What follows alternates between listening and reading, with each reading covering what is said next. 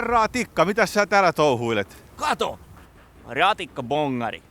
Tähän mun tutulle reitille on tullut tämmöset ratikkaa-kiskot. Ootko pannut merkille? Kyllä, eikö se ole aika kiva, kuule tästä sitten ratikalla hurautella ohi? On varmaan kyllä. Mutta ei kai ne kiskot siitä miksikään mene, jos tämmönen keskikokoinen tikkayksilö siitä vaan pumppii yli. Siihen on kuule hyvin selkeä ja yksinkertainen muistisääntö. Ratikkakiskoille ei ole kenelläkään mitään asiaa. Ei aikuisilla, lapsilla eikä tikoillakaan. Miten sinne pysäkille sitten pääsee? No mä voin kertoa pari oikein hyvää vaihtoehtoa. Valppaana kuin tikka kuuntelemaan. Kato! Tässä on tämmöiset liikennevalot. Tästäkö mennään yli? Ja tähän pätee samat säännöt kuin muihinkin liikennevalo ohjattuihin risteyksiin, eli omalla vuorolla saa mennä sekä ajoradan että raiteiden yli, kun liikennevalot näyttää jalankulkijoille vihreitä.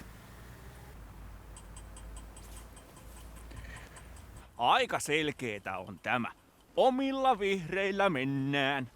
Kyllä, mutta liikenteessä pitää olla aina valppaana ja aistit hereillä.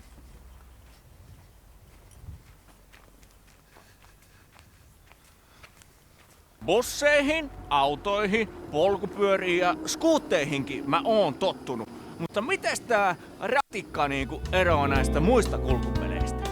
Jarruta ei yhtä nopeasti, on painoa sekä pituutta. Ei se ole niin paharasti, kun muistaa ylittäessä katua. Sisäistä se, että se ei väistä, vain ratikkaa varten on kiskot. Ja leikkiminen siellä on niin sekopäistä, niillä ei hyppiä saa. Sisäistä se, että se ei väistä, vaan ratikkaa varten on kiskot. Ja leikkiminen siellä on niin sekopäistä, niillä hyppiä saa vain sisiliskot. Mutta miksi se ei sitten pysty niinku väistämään? No mietipä vähän ihan itse. Venas. Niillä muilla kulkupeleillä pystyy väistämään. Mutta eihän se ratikka pääse niiltä kiskoilta mihkään sivuun. Ihan selkeä juttu. No eikö ookin.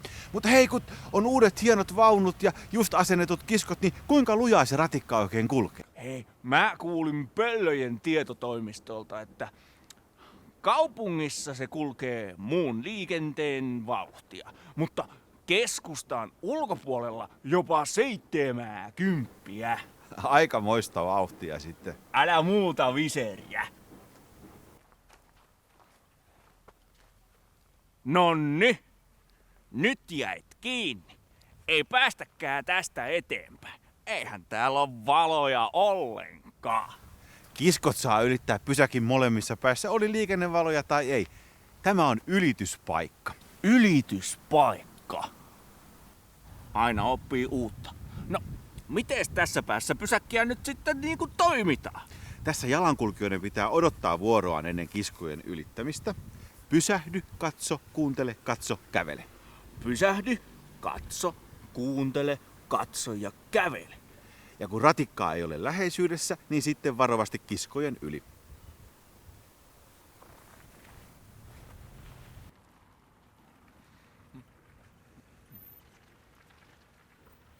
Kato! Täällä on taas tää tämmönen suojatien merkki. Kyllä. Kiskojen ylittämisen jälkeen ajoradan vieressä on suojatien merkki, joten autoilijoiden pitää antaa tietä ylittäville jalankulkijoille. Eli kerrataan nyt vielä, että menee varmasti oikein.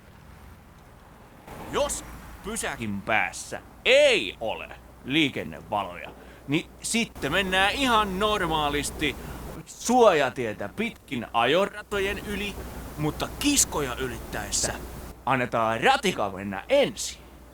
Juuri näin.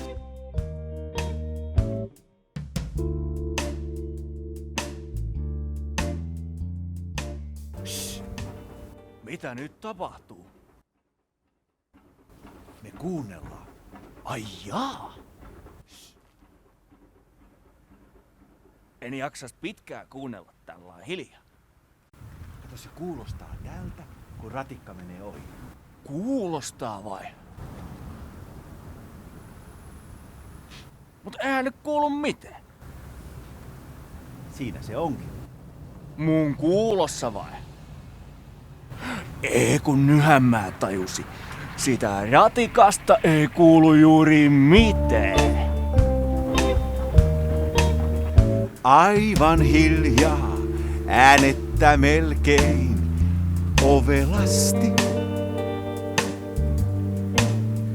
Aivan hiljaa, reitti selkein määränpäähän asti. Illan tullen kaupungissa liikenne kun hiljenee.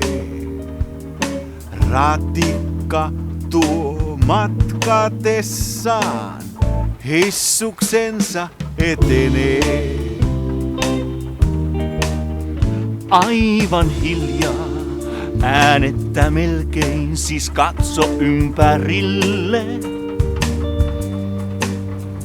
Kulje varovaisin elkein, kun menet pysäkille.